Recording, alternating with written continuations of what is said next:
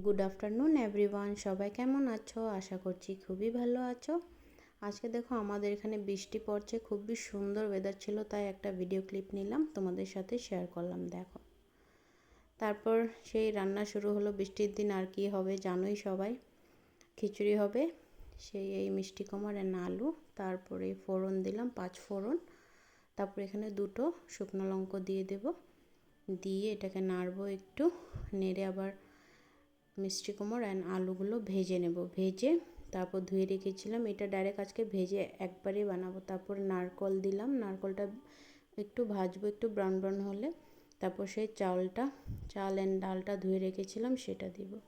এখন দেখো এখানে একটু নুন, হলুদ, জিরে গুঁড়ো দিয়ে দিয়েছি, একটু দিয়ে নাড়বো একটু। তারপর চাল আর ডালটা যেটা ধুয়ে রেখেছি সেটা দিয়ে দেব, দিয়ে এটাকে একটু নাড়বো ভালোভাবে, একটু মশলাটা মিলে যাবে। তারপর এটাকে নামিয়ে নেব। এখনও ভাজা হয়নি, আর একটু হবে। এটার পর আমি একটা শিফট করতে হবে। এবার এখানে একটু মার হেল্প নিচ্ছি, কারণ এক হাতে তো হয় না।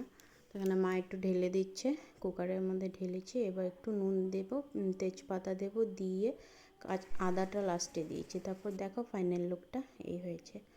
তারপর খিচুড়ির সাথে আর কি যায়, লাবড়া নিশ্চয়। এই তেল দিয়ে ফোড়ন দিলাম, মিষ্টি কুমড়া, আলু অ্যান্ড কাঁচা লঙ্কা দিয়েছি। তারপর হলুদের গুঁড়ো অ্যান্ড জিরে গুঁড়ো দিয়ে একটা ভাজবো, ভেজে তারপর একটু আদা দিয়েছি।